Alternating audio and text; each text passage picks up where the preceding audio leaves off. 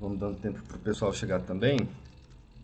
Enquanto isso, a gente faz uma pequena introdução aqui para explicar alguns conceitos teóricos, práticos também, na verdade, sobre esse caso e sobre a ação específica, né? Você faz outros cursos aí, a pegada não é a mesma. O que me chamou a atenção no seu trabalho é a sua experiência, é o modo como que você vê, né? A primeira coisa que a gente olha é isso aqui, aí vem para cá, vem para cá. E à medida do possível que eu sou atendido, é lógico para mim, né? Não tem como não dizer que não está valendo a pena, não está compensando. Esse caso que a gente vai analisar hoje, ele é do TRT da 2ª Região de São Paulo, ali na capital, né? A ação foi ajuizada no dia 4 de outubro de 2019, o valor da causa de R$ 18.957,35, por isso ela foi enquadrada no rito sumaríssimo. E aí, basicamente, essa ação dependia desse reconhecimento da rescisão indireta, né? Então, se a gente for pegar esse valor aí de quase R$ 19.000 e colocar 30%, que são os honorários advocatícios em regra, né? A gente sabe que o pessoal costuma cobrar pelo êxito aí, a gente está falando de honorários de R$ 5.687,21. E aí a parte teórica, o que a gente precisa saber? A gente tem as restrições lá do artigo 896, parágrafo 9º da CLT e da súmula 442 do TST. Porque qual que é o esquema aqui? Porque quando o recurso de revista for interposto em uma causa do rito sumaríssimo, a gente não vai poder alegar aquela regra lá, né, da linha A do 896 da CLT, que fala sobre divergência jurisprudencial, né? Ou então a linha B, que também fala sobre divergência jurisprudencial aqui, interpretação divergente, né? A gente vai ficar restrito, então, à contrariedade à súmula do TST ou à súmula vinculante do Supremo Tribunal Federal, ou então violação literal de dispositivo da Constituição Federal. Então, essa parte que eu estou colocando aqui de negrito e vermelho é o que a gente pode usar no recurso de revista. A gente não pode usar aqui essa violação, né, de dispositivo de lei federal, por exemplo. A gente tem a restrição do parágrafo 9º, né, que diz exatamente isso. Procedimento sumaríssimo só vai ser admitido recurso de revista com base em contrariedade à súmula do TST, vou colocar de amarelo, súmula vinculante do Supremo e violação direta da Constituição Federal, certo? Então, são esses fundamentos jurídicos que podem ser utilizados. E aí, isso está escrito também lá na súmula 442 do TST. Né? Nas causas sujeitas ao procedimento sumaríssimo, a admissibilidade de RR está limitada à demonstração de violação direta do dispositivo da Constituição Federal ou contrariedade à súmula do TST. E aí aqui fica faltando a súmula vinculante do Supremo, né? Mas por causa da redação do parágrafo 9º do 896 da CLT, a gente não tem dúvida de que é possível isso. Essa súmula 442 é mais para ressaltar que não cabe, lá no rito sumaríssimo, alegar contrariedade à orientação jurisprudencial do TST. Tem que ser somente súmula mesmo, certo? E aí qual que é o problema disso? É o seguinte, a possibilidade de rescisão indireta, que é o tema que a gente está analisando hoje, ela está restrita, está prevista, na verdade, nesse caso, né, quando é rescisão por falta de depósitos de FGTS, o TST enquadra essa falta do empregador lá no artigo 483, a linha D da CLT, né, que diz que o empregado vai poder considerar rescindido o contrato quando o empregador não cumprir as obrigações desse contrato. E aí a gente tem alguns TRTs que entendem que a falta de depósito de FGTS, como foi no caso agora, não gera direito à rescisão indireta, porque essa parcela seria devida apenas no final do contrato, né, no caso de uma dispensa sem justa causa, ou então em hipóteses exceptivas. Mas esse não é o entendimento do TST. As turmas lá entendem que é possível sim reconhecer a rescisão indireta por causa da falta e até mesmo parcelamento do FGTS. A gente vai ver melhor daqui a pouco. E aí, já adiantando, né, qual foi o fundamento que a parte usou, mesmo no rito sumaríssimo, para conseguir esse conhecimento e provimento do recurso de revista? Lembrando que tem que ser contrariedade à súmula do TST ou súmula vinculante do Supremo e violação de dispositivo da Constituição Federal. No caso, o recurso foi conhecido por violação do 7º, inciso 3 da Constituição Federal, que fala lá, né, que é direito dos trabalhadores, entre outros, o FGTS. E aí eu também adianto que é o seguinte, não é garantido que todo recurso, que todo processo for distribuído nas turmas do TST, vai ser conhecido e provido por violação direta e literal desse dispositivo, porque ele não fala propriamente sobre rescisão indireta, né? Esse é o problema dos recursos no rito sumaríssimo, porque é muito difícil ter alguma matéria prevista diretamente ali na Constituição Federal, né, envolvendo as questões trabalhistas. Então, beleza. O artigo 7º, inciso 3, fala sobre o FGTS? Fala, mas a matéria que está sendo debatida nos autos, que a gente vai analisar agora, recurso de revista bem pequeno, assim, enxuto, né, como eu gosto de fazer. A matéria discutida é a da rescisão indireta e não do FGTS em si, né? Claro que é um direito de recebimento do FGTS, está previsto na Constituição, mas não é a matéria principal, certo? Então, agora é 1h10, já deu tempo do pessoal entrar. Vamos ver quantas páginas são. Lembrando que a gente vai passar diretamente para algumas páginas, não é tão grande assim. Esse recurso tem 13 páginas, é um pouco maior do que os recursos que eu costumo analisar, mas a gente vai analisar rapidão. Em menos de 1 hora aí, isso aí já vai estar liquidado. O doutor Marcílio entrando na aula aí. Tudo bom, doutor? Aquele tema que a gente estava conversando esses dias, né? Rescisão indireta no rito sumaríssimo. Obrigado pela sugestão lá no story do Instagram. Beleza, vamos começar então. A gente tem aqui a parte dos pedidos, né? Dos pressupostos, quero dizer. A parte vem dizendo que esse recurso está em consonância com a súmula 297 do TST, que fala sobre o pré-questionamento da matéria, né? Você não precisa apontar isso aqui no recurso de revista. A parte fala que, inclusive, foram opostos EDs, né? Com fins de pré-questionamento da matéria. Isso aí a gente vai ver na prática, lá no TST, nós analistas vamos ver, o ministro vai dar uma olhada se tem efetivamente pré-questionamento, então não adianta nada você falar que tem se não tiver. Fala aqui da tempestividade do recurso, né? Data de publicação, interposição ia encerrar no final de novembro de 2021, do ano passado. Fala aqui da representação processual e também do benefício da justiça gratuita pelo reclamante. Não lembro se era ou será reclamante, enfim. Então, não havia necessidade de pagamento das custas ali, né? Do depósito recursal, né? Posto isso, demonstrados os pressupostos, ok, pede o envio lá para o TST. Interessante que isso aqui era um agravo de instrumento em recurso de revista, ou seja, foi trancado pelo TRT da 2ª Região de São Paulo, e aí a parte interpôs o agravo de instrumento para destrancar o recurso de revista e deu certo, né? Foi destrancado e provido lá no TST. Beleza, a parte vem aqui falando sobre transcendência também, não é obrigatória a abertura desse tópico, vamos passar bem rapidinho. Então, este TST já reconheceu que oferece transcendência política. Já diz aqui que existe transcendência política, né? Que é quando a transcendência política? É quando o TRT não segue a jurisprudência consolidada, reiterada do TST ou do Supremo Tribunal Federal.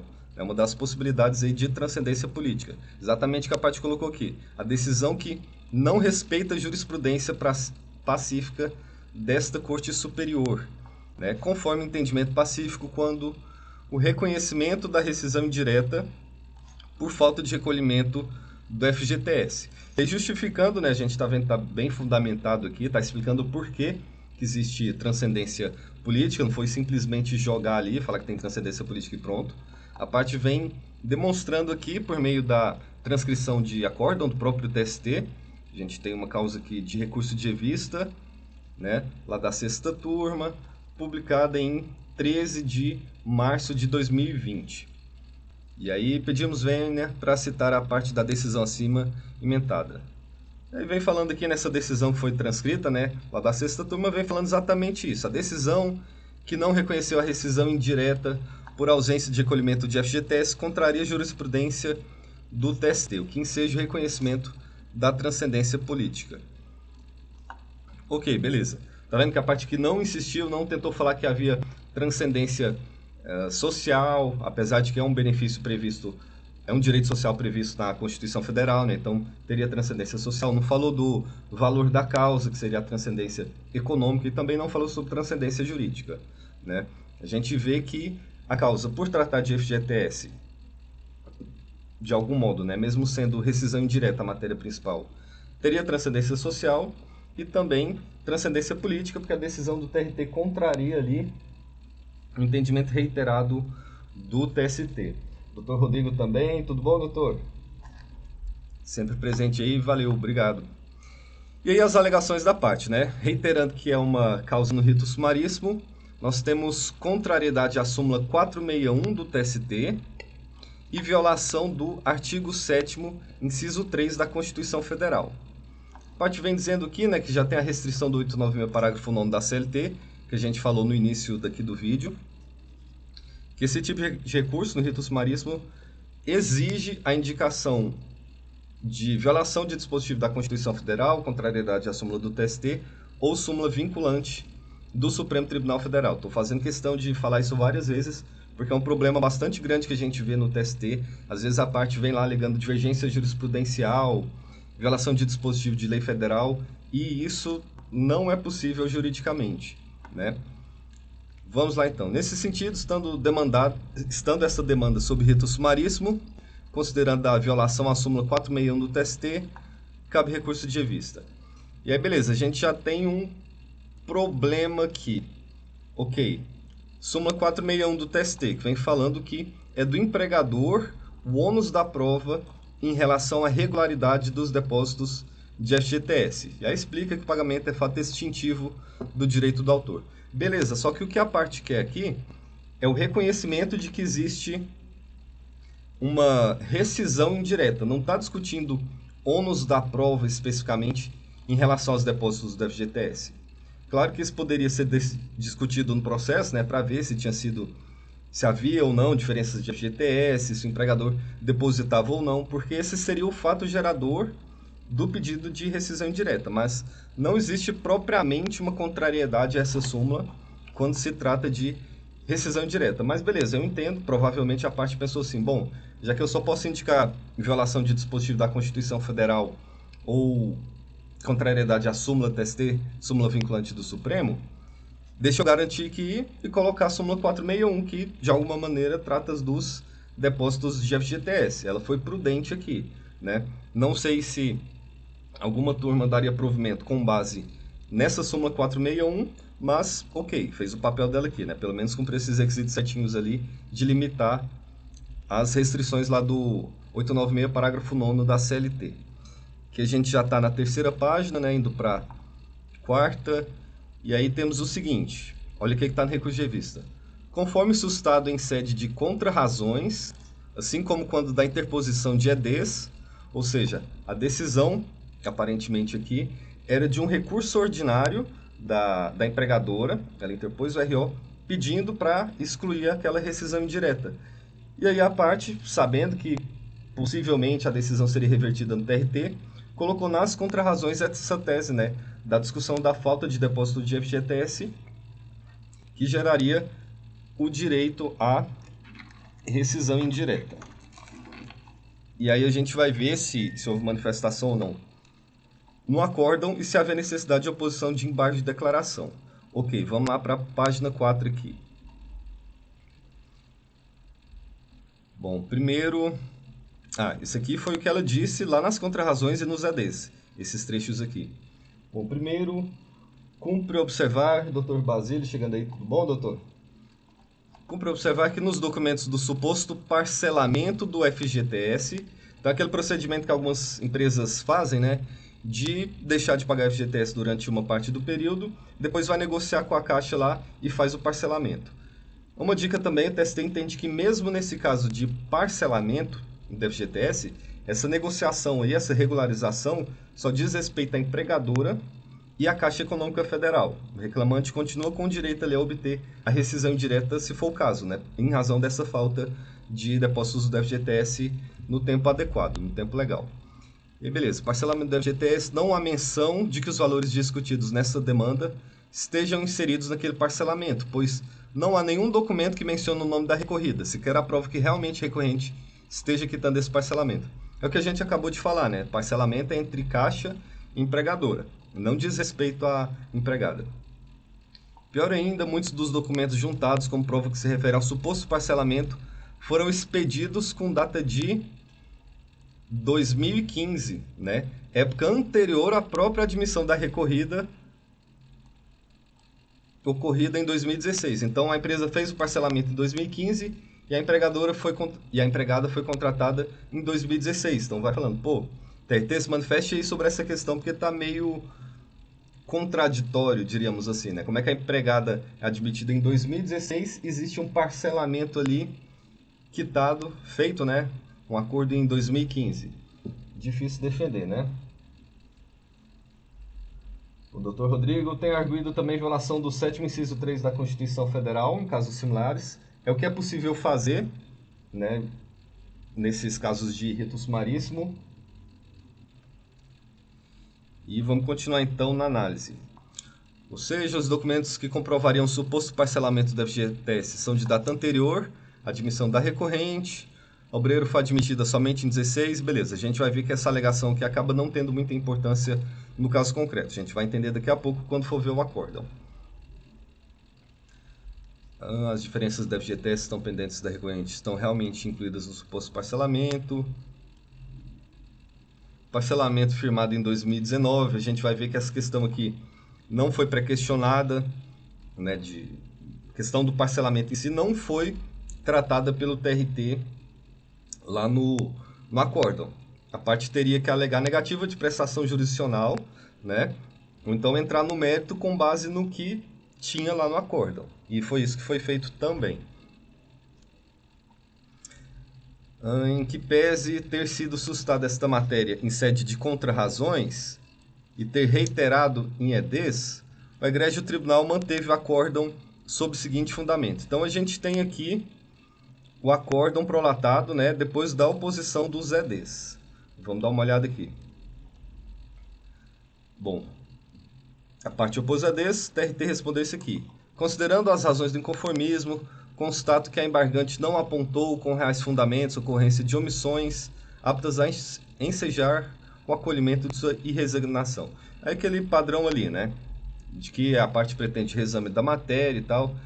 Restaram amplamente explicitadas as razões pelas quais esta turma decidiu julgar improcedente o pedido de rescisão indireta fundada na falta de recolhimento de FGTS. Então, nesse acórdão de ED aqui, a gente só sabe que o TRT julgou improcedente esse pedido, mas a gente não tem os fundamentos. Quando eu estava analisando esse recurso aqui, antes do vídeo, né, antes de fazer o vídeo, eu pensei até que não tinha o pré-questionamento, porque por esse trecho aqui não dá para a gente saber qual foi o fundamento que o TRT usou para não reconhecer essa rescisão indireta. Beleza, vem falando aqui de tripartição dos poderes, né, coisa nada a ver com rescisão indireta, órgão de consultoria jurídica. O juízo não está obrigado a fazer alusão a todos os argumentos, né, que as partes apresentarem. Beleza. Já estamos na página 5 de 13, indo para a 6ª já. O acórdão do egrégio tribunal afronta o disposto nos artigos... diz que houve afronta então, né? Lá dos artigos que tratam de distribuição dos ônus da prova. Então, deixa eu ver se eu risco aqui. Não vou riscar não, mas, enfim. Como é recurso em rito sumaríssimo, recurso de revista, não cabe essa alegação aqui, certo? De violação dos artigos 818 da CLT e 373 do CPC. Né? Violação de dispositivo de lei federal não cabe aqui. E súmula 461, vamos ver se tem sentido. Não obstante, o acórdão apresenta violação direta ao artigo 7º, inciso 3 da Constituição Federal, que trata exatamente daquilo que a gente estava falando, né? Trata do direito ao recebimento do FGTS. Considerando que a matéria foi exaustivamente colocada à apreciação das instâncias ordinárias, houve o pré-questionamento, né, da súmula 297 do TST. Até agora a gente não viu efetivamente esse pré-questionamento, certo? A gente só viu que o TRT, lá no acórdão em EDs, disse que tinha indeferido o pedido de rescisão indireta pela falta do FGTS. Transcreveu aqui, né, o teor da súmula 297. E aí agora sim a parte cumpre o disposto lá no 896, parágrafo 1º-A da CLT, inciso 1, né, e indica o trecho que demonstra o pré-questionamento da controvérsia objeto do recurso de revista, ou seja, o trecho em que o TRT efetivamente discutiu, colocou ali seus fundamentos, as suas razões para indeferir o pedido de rescisão indireta. Então, ó, olha só, 2 tópicos aqui, né? 2 itens lá do acórdão. Ah, não, esse aqui é o dos embargos de declaração. Então, com base nisso aqui, olha aqui, cadê o fundamento que o TRT usou para indeferir? Aqui nessa parte não tem.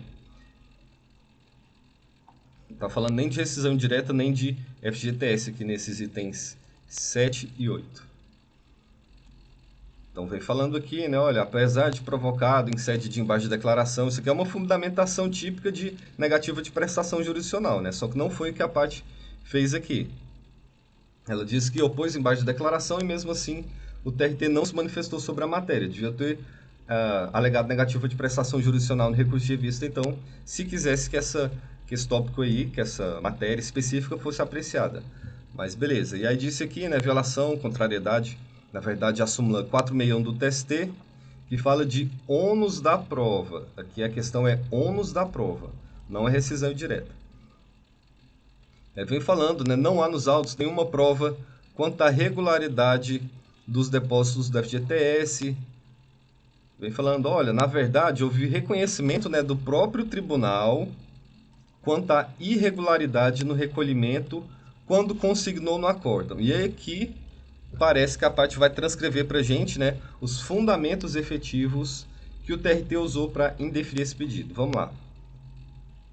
As irregularidades nos depósitos de FGTS demonstradas na hipótese. Então, se eu fosse analisar esse recurso aqui, eu daria uma olhada, piscaria assim, olha, o TRT está indicando que houve irregularidade nos depósitos do FGTS, por causa dessa expressão aqui, né? Demonstradas na hipótese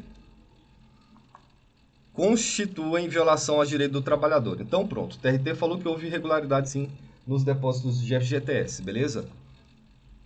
Só que o TRT diz também que não afetam essas irregularidades, né? Não afetam o dia a dia do trabalho e muito menos tornam insustentável a manutenção do vínculo.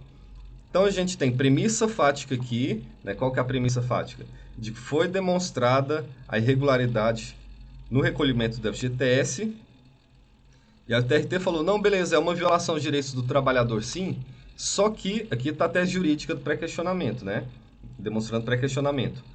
Essa falta de recolhimento não afeta o dia a dia do trabalho e muito menos torna insustentável a manutenção do vínculo. Ou seja, não é um fato gerador do direito à rescisão indireta. Beleza, a matéria está pré-questionada aqui.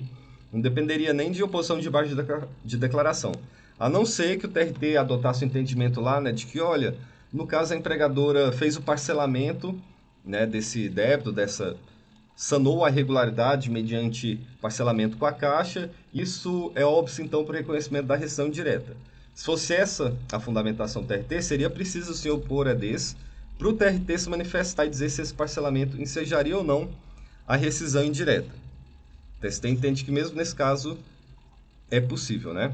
Então, o acórdão está contrariando, que é a fundamentação, né, cotejo analítico. Está atacando o acórdão, né? O acórdão está contrariando a jurisprudência pacífica deste tribunal sobre a possibilidade, o que ele quer aqui? Possibilidade de reconhecimento da rescisão indireta por irregularidade no recolhimento do FGTS. E aí vem apontando aqui no 896, parágrafo 1º, inciso 1, na verdade, né? Que exige a transcrição do trecho que demonstra o pré-questionamento da matéria. E aí a gente tem mais um texto aqui, né? Texto literal do acórdão do TRT. Na linha do que tenho decidido, TRT falando aqui, né? Tal fato, que é aquela irregularidade nos depósitos do FGTS, não é suficiente para justificar a rescisão indireta. Então emitiu a tese aqui, né? Está pré-questionada. Isso porque, nos mesmos moldes da justa causa obreira, entendo que aquela, da rescisão indireta, reclama demonstração robusta de ato grave. Vamos ver aqui, rescisão indireta. Reclama demonstração robusta de ato grave, doloso ou culposo do empregador, que interfira diretamente na relação empregatícia, tornando-a, sobretudo, insustentável. E ainda, né, a parte coloca aqui no recurso, as irregularidades nos depósitos do FGTS, aquela parte que a gente já viu, né? Ficou comprovada essa irregularidade. É uma violação, só que não é uma violação tão grave assim no entendimento do TST. E o TRT vem, no entendimento do TRT, né, na verdade. E aí o TRT vem e complementa aqui, ademais, a falta de depósitos de FGTS, né, é possível de correção mediante intervenção judicial, inclusive com atualização monetária e incidência de juros. Em outras palavras, o TRT fala, olha, falta de depósito do FGTS não é uma falta grave do empregador, é uma falta sim, mas ela pode ser consertada ali mediante ajuizamento da ação, né, seria meio que um dano moral, dano material, entre aspas, né, apenas um prejuízo material, com gravidade não suficiente para gerar rescisão indireta. E aí a parte vem continuando com o cotejo analítico aqui, né, explicando por que o acórdão violou o dispositivo da Constituição Federal. Os trechos acima demonstram que o egrégio tribunal, em que pese ter reconhecido a existência de irregularidades no recolhimento do FGTS, isso aconteceu mesmo, vamos voltar aqui,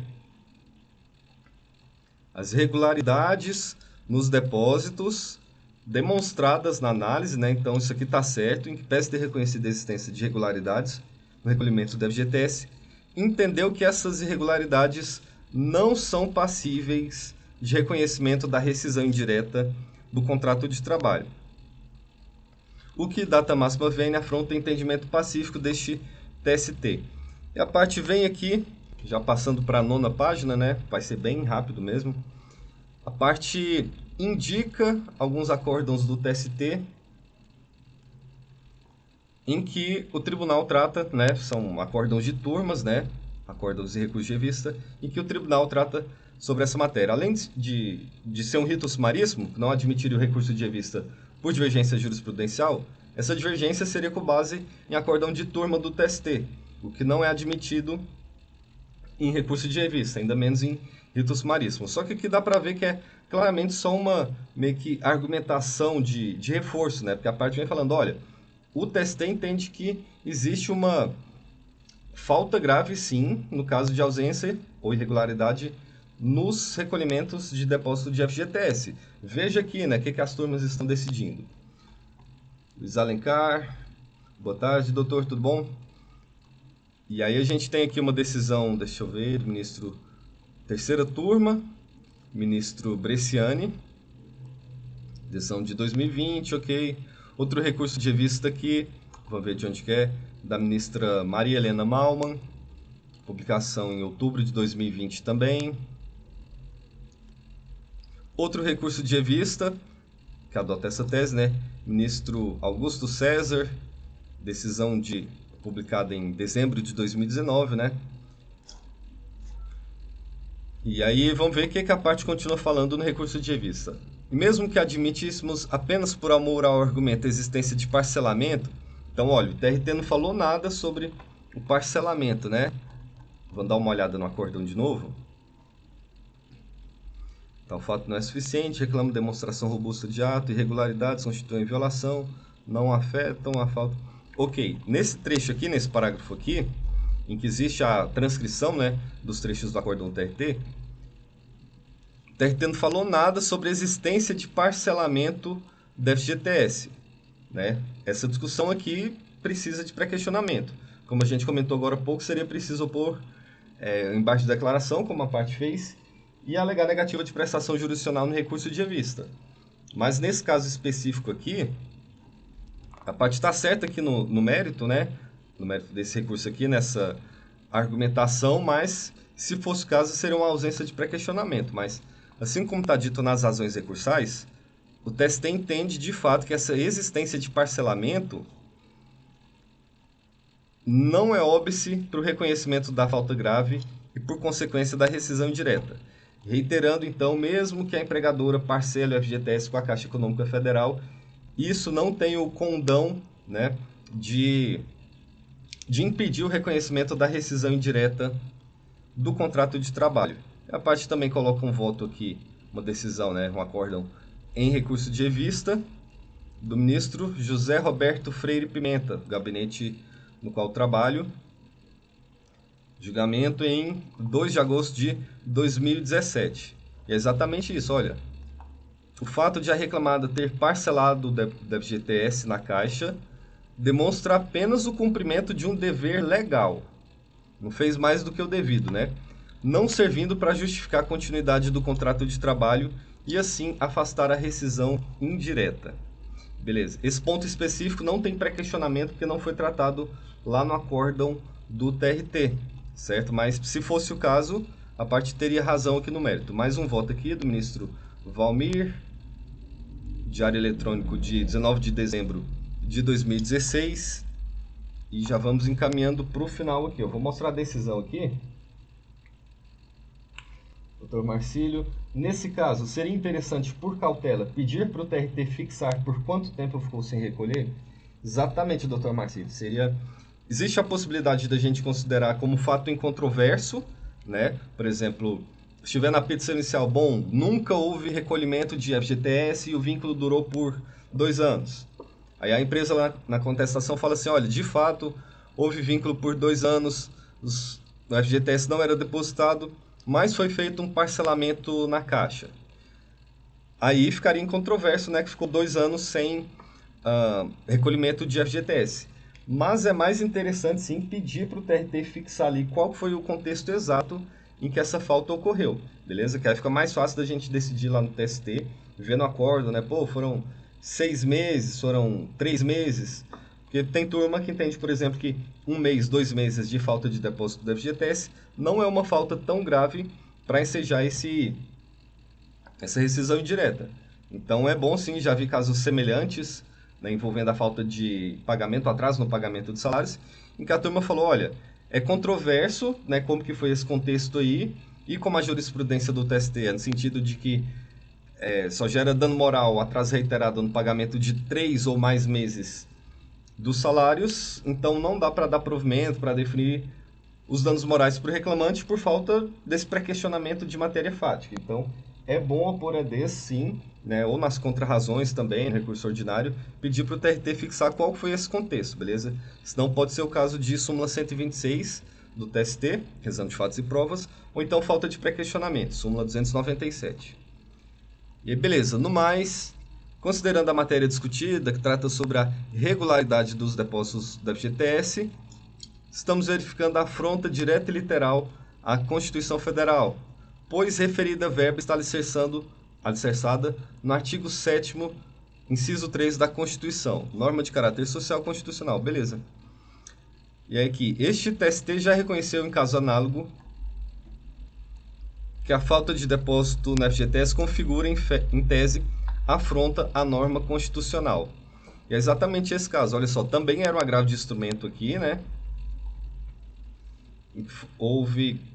Foi conhecimento, né, e provimento do AI por violação do 7º inciso 3 da Constituição Federal.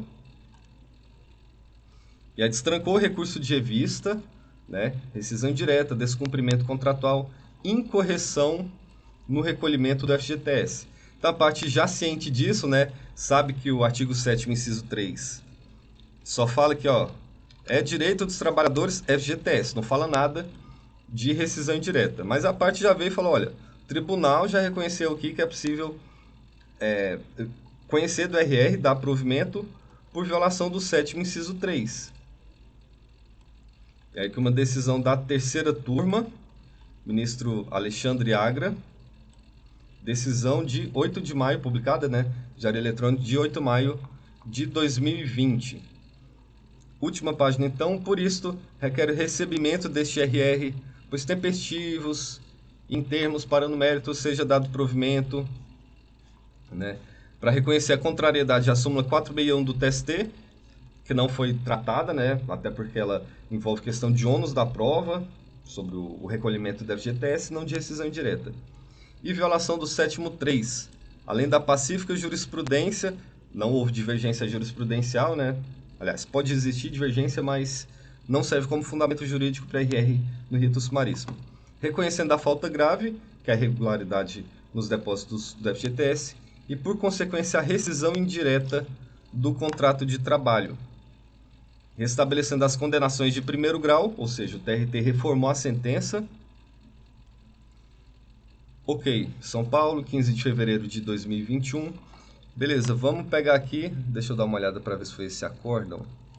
Sim, esse acórdão. E aí nós tivemos uma decisão de 20 de outubro da ministra Delaide, aqui na 8ª turma, né, antigamente. Ah, não. Ah, aqui é da segunda turma, né? É outubro de 2021. Atualmente a ministra Adelaide está na 8ª turma, né? Mas nesse caso aqui, né, foi dado provimento ao agravo de instrumento por violação, possível violação do 7º inciso 3 da Constituição Federal. Foi determinado processamento do RR, destrancado, recurso de revista então, reautuação dos autos, intimação das partes, por unanimidade conhecer do RR, exatamente por violação do 7º inciso 3, e no mérito foi dado provimento para reconhecer a ruptura do contrato de trabalho na rescisão indireta e foi restabelecida a sentença quanto à matéria. Beleza, decisão, acórdão de 20 de outubro de 2021. É aquela questão, como a gente tinha conversado no começo do vídeo, o valor da causa, R$19 mil. Praticamente todos os pedidos dependiam dessa rescisão indireta. Se a gente for ver aí, 30% de R$19 mil dá pouco mais de 5.700, praticamente. Então, vale a pena, né, você fazer um recurso desse tamanho aqui, de, vamos ver de novo, 13 páginas, para conseguir essa condenação aí da empresa, certo? Bom, mais ou menos 40 minutos de análise, não foi um recurso muito grande. Eu sempre procuro respeitar o tempo de vocês, não fazer análise de recursos muito longos, para mostrar também essa objetividade que a gente pode ter no recurso de revista. A gente fazer um recurso grande não significa que ele vai ter provimento, não precisa ser algo complexo. Pode ser algo direto aqui. Eu só gostaria de chamar a atenção para essa restrição do recurso de revista. O que acontece na prática? Como a Constituição trata de pouca coisa, especialmente se for na execução, né, de maneira direta e literal sobre essas questões trabalhistas, acaba sendo mais difícil mesmo a gente conhecer e dar provimento ao recurso de revista em rito sumaríssimo. Então, o que as turmas acabam fazendo? Fala, pô, a gente não pode exigir uma violação tão direta e literal assim, porque senão de repente vai ter uma ação rescisória dessa decisão. E aí acaba flexibilizando esse entendimento aí sobre a necessidade de ser uma afronta direta e literal ao dispositivo da Constituição Federal. O que importa é a gente achar o dispositivo mais próximo possível, se não tiver essa literalidade mesmo, para a gente levar a matéria para o TST no recurso de revista. Beleza? Bom, temos mais alguma dúvida aqui, pessoal? Se tiver, podem colocar no chat, senão eu vou encerrar daqui a pouco. E a próxima análise a gente vai fazer na semana que vem, na quinta-feira também. Vou voltar a fazer essas análises às quintas-feiras, 13h, sempre bem objetivo assim. Eu vou fazer uma enquete sempre lá nos stories do Instagram. Podem acompanhar lá então, Prof. Murilo Soares. E é isso, certo?